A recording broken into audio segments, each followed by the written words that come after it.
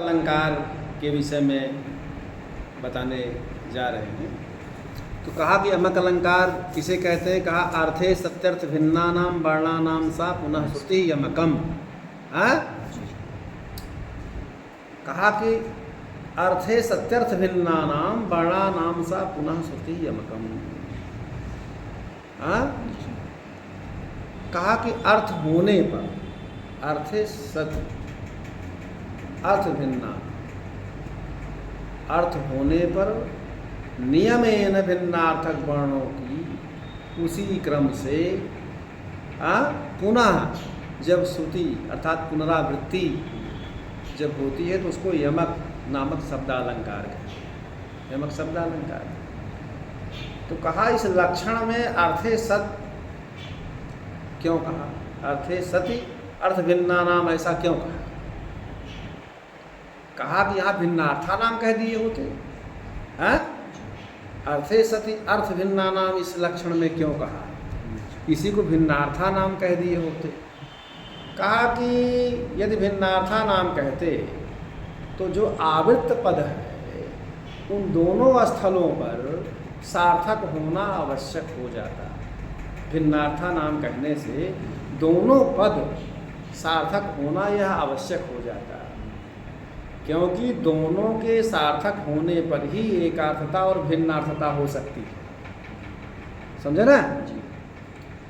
और यमक स्थल में यह आवश्यक नहीं है कि आवृत्त वर्ण दोनों स्थलों में सार्थक ही हो। एक निरर्थक भी हो सकता है, एक सार्थक भी हो सकता है। इसलिए लक्षण में भिन्नार्था नाम पद ना कह करके अर्थे सति अर्थ भिन्ना नाम यह कहा। क्लियर हुई बात? कहा उदाहरण के रूप में जैसे समर सम रसो अयम। समर सम रसो अयम। अयम अयम माने यह जो राजा है, किसी राजा का वर्णन कर रहा है। कहा कि समर सम रसो अयम। समर माने युद्ध।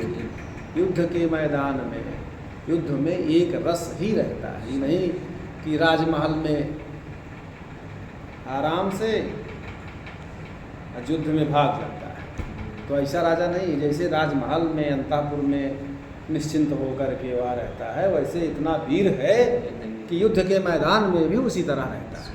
कोई उसको युद्ध का सिकन नहीं होती चेहरे पर। तो समर समरस हो, युद्ध के मैदान में भी एक रस ही राजा हुआ करता है। बात समझे ना? तो यहाँ पर समर इन वर्णों का, समर समर रसो, समर समर है ना? तो एक में समर जो है वह सार्थक है, एक में निरर्थक है। दूसरे वार में समरस को मिला करके बने जो समर है वो अनर्थक होने से भिन्नार्था नाम यह नहीं है, या नहीं कहा जा सकता।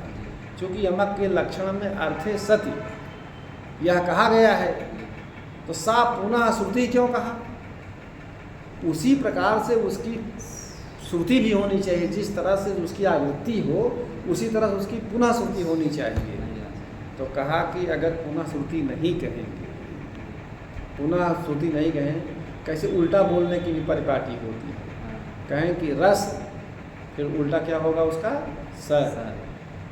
सर का उल्टा क्या होगा? रस। और रस का उल्टा सर। समझ रहे हो नहीं? तो कहने का सरो रसा, तो यह भिन्न क्रम से क्या नाम से श्रुति हो गई न? रस रस तो ये तो उसी क्रम से हुआ। एक तरफ सर, एक तरफ रस। तो ये क्या नाम से वर्णों की आवृत्ति उसी क्रम से होनी चाहिए, तभी यमक होगा। और यहाँ पर समर भिन्न रूप में नहीं, तो अगर उसी क्रम से वर्णों की आवृत्ति होगी तभी यमक होगा। अगर समर को सम को रस कहेंगे तो वो भिन्न क्रम से आवृत्ति होगा, इसलिए वहाँ यमक नहीं होगा। इसलिए बाणा नाम सब पुनः श्रुति का, वर्णों की उसी क्रम से आवृत्ति होनी चाहिए। तो ये यमक अलंकार का होगा। समझे नहीं? इसको यमक कहें। बात समझे? अर्थे सत्यर्थ भिन्ना नाम बाणा नाम सा पुनः श्रुति यमकम। बात क्लियर हुई ना? इसको हमने है इस पे बहुत बड़ी बात, लेकिन चूंकि तुमको परीक्षा की दृष्टि से पढ़ाना है तो यमक को ये बताना है, उदाहरण के रूप में हमको समझाना है, तो हमने सरल मार्ग से इसलिए आपको बता दिया। समझे कि नहीं? नहीं सन्नारी भरणो माया आराध्य विदुशेखरम, सन्नारी भरणो माया, हाँ ततस्तम पृथ्वीम जय, इस तरह के बहुत इसके उदाहरण हैं, जब पढ़ाने लगेंगे तो बताएं। चलिए।